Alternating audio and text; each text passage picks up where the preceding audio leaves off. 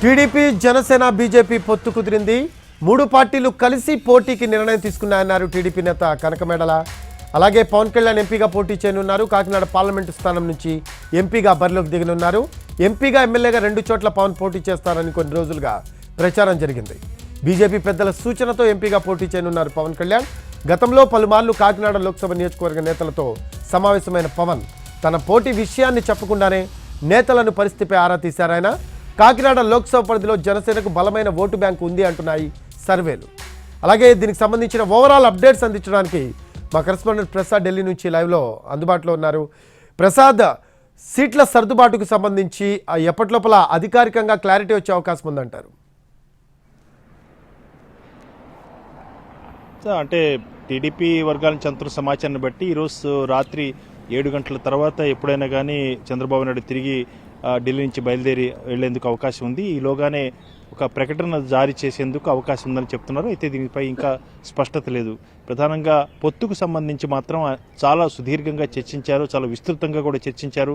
నిన్న ఆశాంతం అమిత్ షా పిలుపు కోసం రెండోసారి సమావేశమయ్యేందుకు చంద్రబాబు నాయుడు తన నివాసంలో కూర్చొని అన్ని జిల్లాలకు చెందినటువంటి నేతలందరితో కూడా పరిస్థితిని సమీక్షించడం జరిగింది. అదేవిధంగా జనసేన నేత పవన్ కళ్యాణ్ కూడా తన లీడర్స్తోనూ, అదేవిధంగా నాయకులతోనూ, కార్యకర్తలతోనూ, అభిమానులతోనూ, అదేవిధంగా పార్టీకి మార్గదర్శిగా ఉన్నటువంటి అనేక మంది క్షేత్రస్థాయిలో బాహాటంగా క్రియాశీలకంగా లేకపోయినా ఆయనకి మార్గదర్శనం చేస్తున్నటువంటి అనేక మంది నేతలతో కూడా మాట్లాడటం జరిగింది. ఆ రకంగా అందరూ కూడా ఈ పొత్తుకు సంబంధించి ఏ రకంగా ఒక కార్యాచరణ ఉండాలి అన్న అంశాన్ని దృష్టిలో పెట్టుకొని చర్చించుకోవటం, ఆ తర్వాత ఉమ్మడిగా కూడా మాట్లాడుకోవడం కూడా జరిగింది. మొన్న రాత్రి అమిత్ షా నివాసంలో సుదీర్ఘంగా గంటన్నర పాటు చర్చించిన సందర్భంలో కూడా కార్యాచరణ ఏ రకంగా ఉండాలి, పార్టీలకు సంబంధించి బాధ్యతలు ఏ రకంగా ఉండాలి, కలిసి ఏ రకంగా పనిచేయాలి, అధికారంలోకి వచ్చిన తర్వాత ఎవరి పాత్ర ఏ రకంగా ఉండాలి అన్న అంశంపై కూడా చర్చించడం జరిగింది. అందులో భాగంగానే పవన్ కళ్యాణ్, జనసేన నేతను పవన్ కళ్యాణ్ కేంద్రంలో మంత్రిగా చేసేందుకు బీజేపీ సుముఖతను వ్యక్తం చేస్తున్నట్టుగా తెలుస్తుంది. కాబట్టి అందులో భాగంగానే కాకినాడ లోక్సభ స్థానం నుంచి పవన్ కళ్యాణ్ని పోటీ చేస్తే బాగుంటుందని సూచించడం, ఆ మేరకు పవన్ కళ్యాణ్ కూడా సంప్రదింపులు జరిపిన తర్వాత తనకు మొగ్గు చూపినట్టుగా తెలుస్తుంది. ఈ రకంగా పవన్ కళ్యాణ్ కాకినాడ నుంచి పోటీ చేసేందుకు మార్గం సుగమైంది. ఆయన కూడా అందుకు సిద్ధమయ్యారు.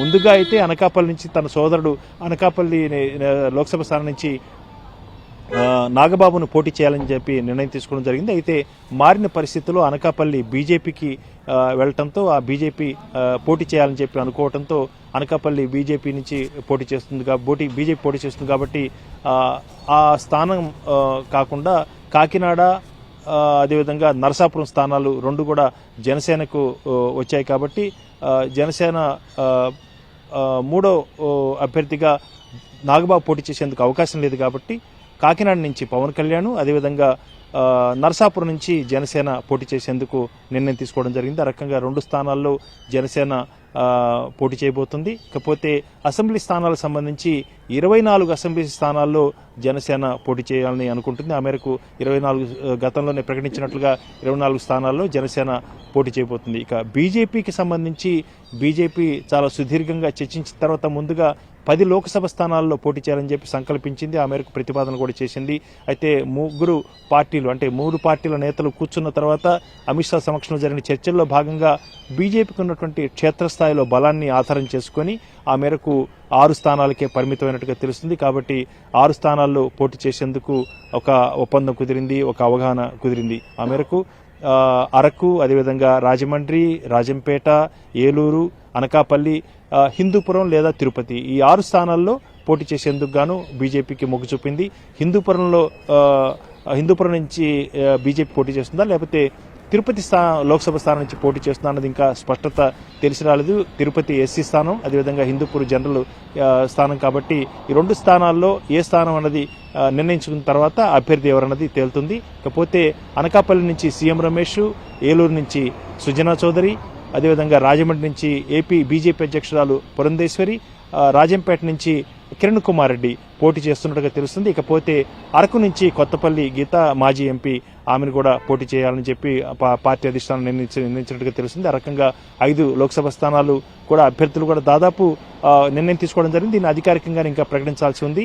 10వ తారీఖున బీజేపీ బహుశా 10వ తారీఖు సాయంత్రం సెంట్రల్ ఎలక్షన్ కమిటీ సమావేశం ఉంది. ఆ సమావేశంలో ఈ 6 స్థానాలకు సంబంధించి కూడా ప్రకటన రాబోతున్నట్టుగా తెలుస్తుంది. ఇక హిందూపురం లేదా తిరుపతి 2 స్థానాలు తేలిన తర్వాత ఆ స్థానం చెందినటువంటి అభ్యర్థి కూడా ప్రకటించేందుకు ఎక్కువ అవకాశం ఉన్నట్టుగా తెలుస్తుంది. ఈ రకంగా బీజేపీ 6 లోక్సభ స్థానాల్లోనూ అదేవిధంగా 6 అసెంబ్లీ స్థానాల్లో బీజేపీ పోటీ చేసేందుకు తన యొక్క సంసిద్ధతను వ్యక్తం చేసింది. ఆ మేరకు పొత్తు కుదిరింది.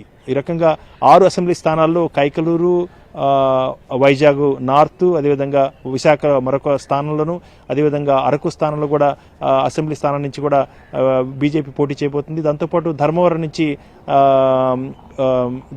సూరి కూడా అభ్యర్థిగా ఎంపికైనట్టుగా తెలుస్తుంది. ఇకపోతే శ్రీకాళహస్తి నుంచి కోల ఆనంద్ను కూడా బీజేపీ అగ్రనాయకత్వం నిర్ణయించినట్టుగా తెలుస్తుంది. ఇవన్నీ కూడా అతి త్వరలోనే అధికారికంగా ప్రకటించేందుకు ఎక్కువ అవకాశాలు ఉన్నాయి. కైకలూరు నుంచి కామినేని శ్రీనివాసు పోటీ చేస్తారు. ఈ రకంగా అన్ని స్థానాలకు సంబంధించి కూడా పూర్తి స్థాయిలో చర్చించిన తర్వాత చాలా వ్యూహాత్మకంగా బీజేపీ కూడా ఆలోచించింది.